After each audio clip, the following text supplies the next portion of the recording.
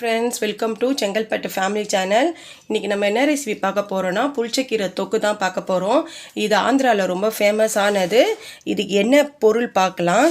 ஒரு ஸ்பூன் மிளகு எடுத்து வச்சுருக்கேன், ஒரு ஸ்பூன் சீரகம், அரை ஸ்பூன் வெந்தயம், ஒரு ஸ்பூன் தனியா, 10 பல்லு பூண்டு சாப் பண்ணி வச்சுருக்கேன். உங்களுக்கு தேவையான அளவுக்கு காஞ்சி மிளகாய் எடுத்துக்கோங்க. இது ஒரு சிட்டிக்கே நான் புளி எடுத்து வச்சுருக்கேன். உங்களுக்கு தேவைன்னா போட்டுக்கோங்க, வேணான்னா விட்டுருங்க, டேஸ்ட்டு தூக்கி கொடுக்கறதுக்காக. இப்போ இதெல்லாம் நம்ம வந்து ட்ரை ரோஸ்ட் பண்ணிட்டு வந்துடலாம். மிளகு போட்டுக்கோங்க, சீரகம், தனியா போட்டுட்டு எல்லாத்தையும் நல்லா வறுத்துக்கோங்க ஃப்ரெண்ட்ஸ். அது கூட சேர்ந்து காஞ்சி மிளகாவும் போட்டு வறுத்துக்கோங்க.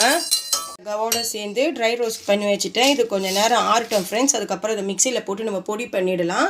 நல்லெண்ணெய் ஊற்றிருக்கிறோம் ஃப்ரெண்ட்ஸ். நம்ம அது கூட ஒரு ஸ்பூனு கடுகு போட்டுக்கலாம். அதுக்கப்புறம் நம்ம 10 பல்லு பூண்டை சாப் பண்ணி வச்சுருக்கிறேன் குட்டி குட்டியாக.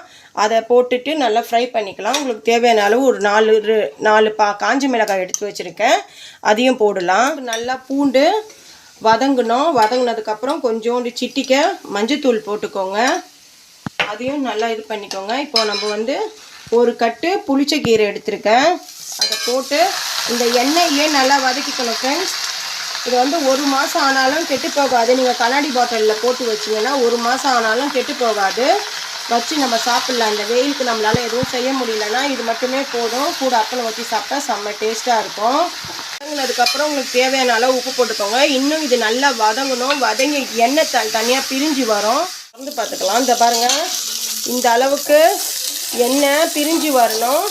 உங்களுக்கு இந்த மாதிரி வேணாம், எனக்கு நல்லா வேணும்னு கேட்டிங்கன்னா மிக்சியில் வேணால் போட்டு அரைச்சிக்கோங்க. இதுவே நல்லாயிருக்கும் சாப்பாட்டில் போட்டு பிசைஞ்சு சாப்பிட.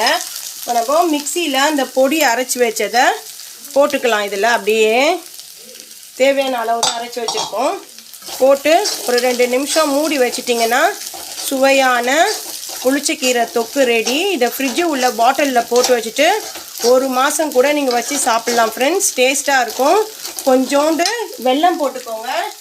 என்கிட்ட வெல்லம் இல்லை, அதனால் நான் நாட்டு சர்க்கரை போட்டுக்கிறேன். இந்த புளிப்பு, காரம், சர்க்கரை இதெல்லாம் தூக்கி கொடுக்குறப்போ டேஸ்ட்டு நல்லாயிருக்கும்.